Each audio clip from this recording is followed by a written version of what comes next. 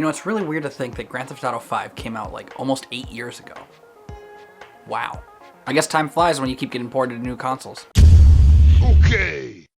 So naturally, it's no surprise that because GTA 5 has been out for so long, people are really starting to chomp at the bit for any sort of information regarding Grand Theft Auto 6. In an article, comicbook.com talks about some of the rumors being circulated so far, saying, quote, according to a plethora of rumors and reports, GTA 6 is in development for the PS5, Xbox Series X, Xbox Series S, and possibly PC as well. And according to a bulk of these rumors and reports, the series is taking players back to Vice City, the series' fictional take on Miami. If this is true, it's safe to assume the series is also taking players back to the 20th century. As it stands right now, the loudest rumor going around is regarding Grand Theft Auto 6's setting. And although Rockstar hasn't made any sort of comments regarding these rumors and speculations, it does seem quite possible, thanks to a few Easter eggs, that Vice City may be the next setting in GTA 6. The first Easter egg suggesting this rumor was from a free jacket given to every GTA Online player that participated in the 100 Billion Heist Challenge,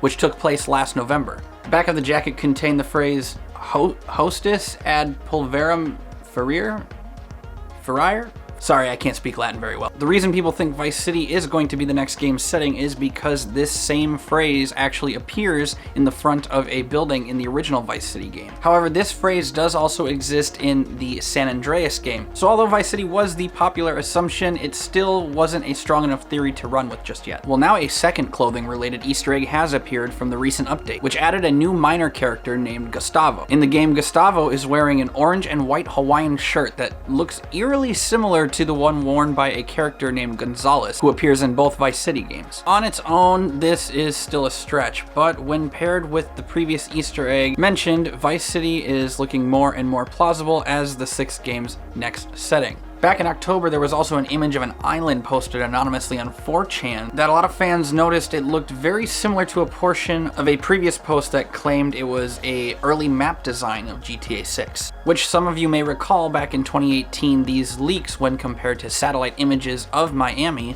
it definitely wasn't a copy and paste job, but had heavy implications of inspiration. And that's pretty much exactly what Rockstar does with the Grand Theft Auto series. They'll take a real world city that exists and they'll basically recreate a new map, taking heavy liberties and inspiration from that selected city. Back in 2018, when these images were leaked, people were quick to dismiss them because of how crude they looked, and so it was kind of quickly forgotten about and brushed under the rug. But once you compare these maps to the Easter eggs that I had mentioned before, things start to really snowball. And you know, when these things start to pile up, especially in the games industry, when there's enough smoke, there's definitely fire somewhere. But yeah, other than a rumor that GTA 6 might take place in the 70s, primarily all we've been able to speculate on right now is just the game's setting and where that might take place. But yeah, me personally, I think it's very safe to assume that Vice City is definitely going to be Grand Theft Auto 6's next location. But yeah, I would like to hear your thoughts on the situation. Do you think Grand Theft Auto 6 is going to take place in Vice City? If it does take place in Vice City, does that excite you? Are you disappointed? Would you like to see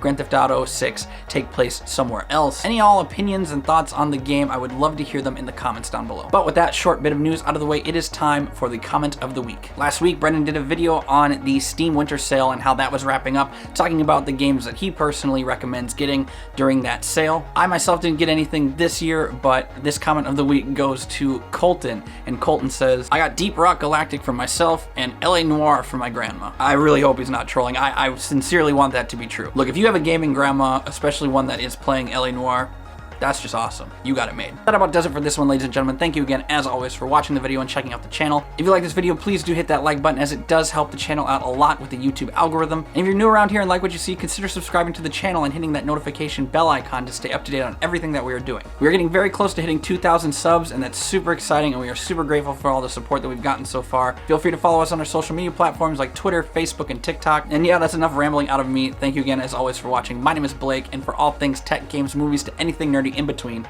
be sure to subscribe to Digital Cynics. Have a good one, everyone. We'll see you next time.